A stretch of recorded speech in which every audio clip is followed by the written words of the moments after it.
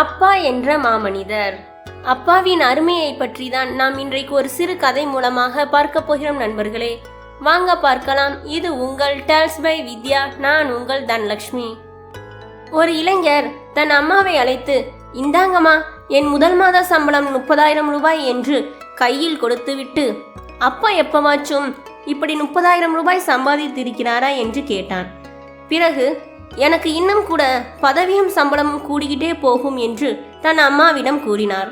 இதை கேட்ட அம்மா, தம் மகன் இப்படி பேசி நாம் பார்த்ததே இல்லையே, வீட்டில் அதிகம் பேசுவதே இல்லை, அப்பாவிடம் சுத்தமாக பேசவே மாட்டான், அப்படிப்பட்டவன் வாயில் இருந்தா இப்படிப்பட்ட வார்த்தைகள் என மனம் வருந்தினார் அம்மா.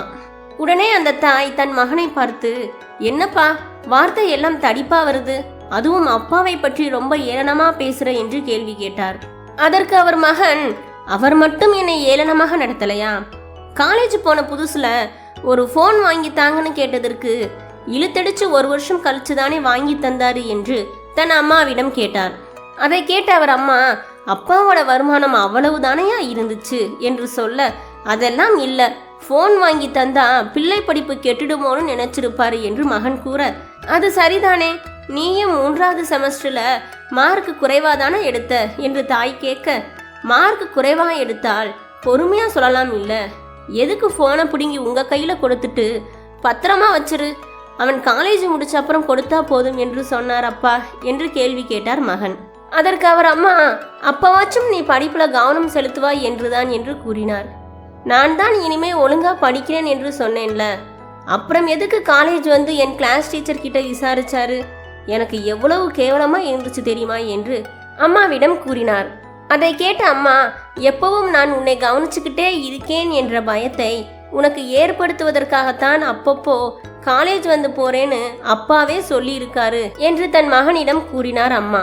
அதெல்லாம் கூட பரவாயில்லம்மா, 3வது செமஸ்டர்ல ஃபெயிலா கூட ஆகல, பர்சன்டேஜ் குறைஞ்சிடுச்சுன்னு நீங்க தங்கச்சி உங்க அண்ணன் பசங்க எல்லோரும் வீட்டில் இருக்கும்போது சேர்ல உட்கார்ந்த என்ன இழுத்து போட்டு அடிச்சாரு பாரு, எனக்கு எவ்வளவு அவமானமாக இருந்திருக்கும், அன்னைக்கு எடுத்தேன் சபதம், இவர் முன்னாலேயே ஒரு கௌரவமான மனுஷனா வாழ்ந்து காட்டணும்னு காலேஜில் நடந்த கேம்பஸ் இன்டர்வியூவில் பாஸ் பண்ணிய 2 பேரில் நானும் ஒருத்தர்.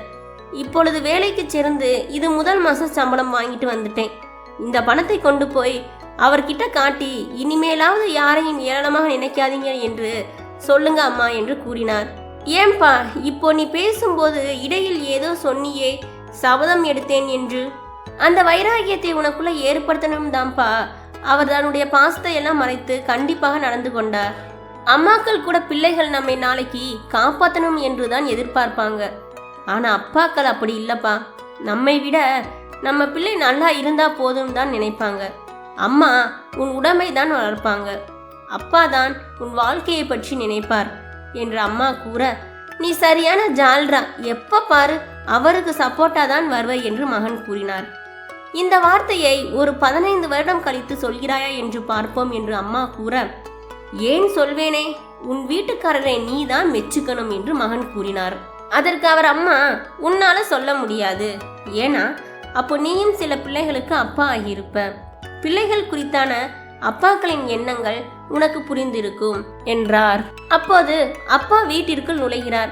உடனே அவர் அம்மா, பாரு அப்பாவே வந்துட்டாரு, அந்த பணத்தை அவர்கிட்ட நீயே கொடு, என்ன சொல்றார் என்று பார்ப்போம் என்று கூற, என்ன சொல்ல போறாரு, மாசம் மாசம் இதே மாதிரி நிறைய சம்பாதிச்சு பைசா குறையாமல் கொண்டு வந்து கொடுக்கணும்னு கட்டளை போட போறாரு என்றார் மகன்.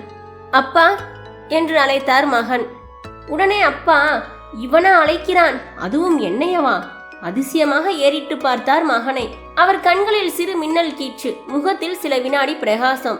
இந்தாங்கப்பா முதல் மாத சம்பளம் என்று மகன் தன் அப்பாவிடம் கொடுக்க, எவ்வளவு என்று கேட்டார் அப்பா.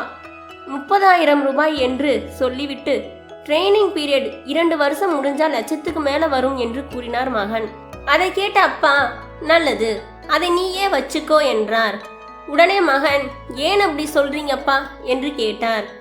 ஆமா தம்பி, நான் கூட சின்ன சின்ன அனாவசிய செலவு செய்வேன், நீ ரொம்ப சிக்கனமா இருக்கிறத நான் கவனிச்சிருக்கேன், அப்பா உங்களுக்கு எந்த சொத்தும் சேர்த்து வைக்கல, படிக்க வச்சுட்டேன், அதுதான் நான் உனக்கு தர பெரிய சொத்து.